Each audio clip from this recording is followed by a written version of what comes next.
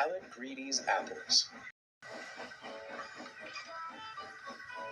One of the engines in Edward's shed was called Alec Greedy.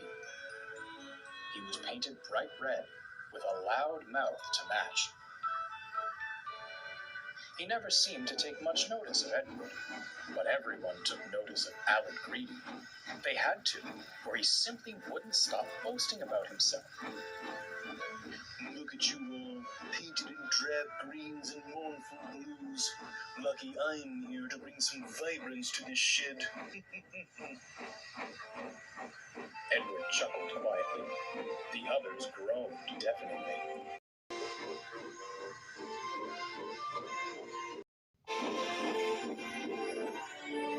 One morning, Alec Greedy felt very pleased with himself. He kept to time, and the passengers told him how splendid he looked. He arrived at the shed and found Gordon being ready for his afternoon train. Off to fail spectacularly with another goods train, are you? Alec guffawed. Dear me, Gordon, how can an engine like you struggle with a few measly trucks? I hope little Edward is at the ready, otherwise you will be in trouble. Edward gave a pitying look. Gordon harumphed and hissed away.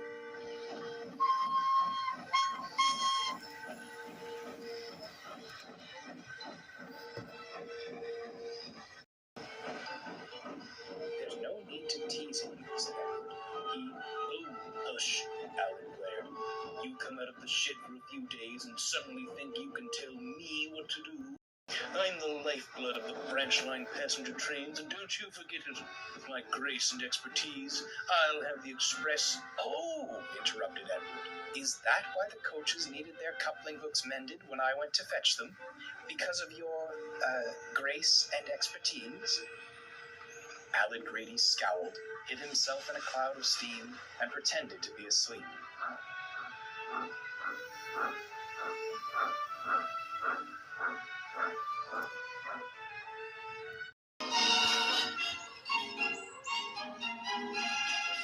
The next morning, Alec Greedy clunked into the station, still cross over Edward's remark.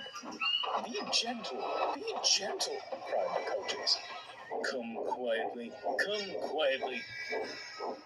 He snorted as the guard's whistle blew. Silly little engine, he huffed. Now show him grace and expertise. Alec Greedy would show Edward something, just not what he'd hoped for. Along the branch line was a church with an orchard. The apple trees were well looked after to ensure their branches didn't obstruct the line. That morning, some of the church boys climbed a tree close to the railway. They thought they'd steal some apples while the vicar was preparing his Sunday sermon. Careful, John, said one. That branch doesn't look very sturdy. It's sturdy enough. Just you be ready to catch the apples. Soon, Alec Greedy came snorting along. He was still thinking what he'd say to Edward when they next met. Come along, he puffed. The boys saw him approaching. Startled, they scrambled frantically down the tree. The branch John stood on couldn't bear the weight any longer. As it jumped, it snapped, still clinging to the trunk, but dangling over the railway line. Come along, snarled Alec. Come along. Hearing the thud, the driver stopped the train. When he and the firemen came around front, they laughed until they cried. That's one way for us to get some peace and quiet, eh? Cackled the firemen. Apples were stuck in Alec Greedy's teeth. They and the branch muffled his cries of indignation. Serves him right. All that boasting gave me a terrible headache, smirked the driver. All day, Alec Greedy traveled up and down the line, the apples and the branch staying firmly in place. The passengers didn't think it was splendid now. They erupted with laughter as he passed. Alec's face turned as red as his paint. Unlike the passengers, the vicar wasn't laughing when Alec next passed the orchard. Give me back my apples, you thieving engine! Alan tried to apologize, but all that came out was muffled gibberish. When the fat director visited the shed that night, he wasn't laughing either.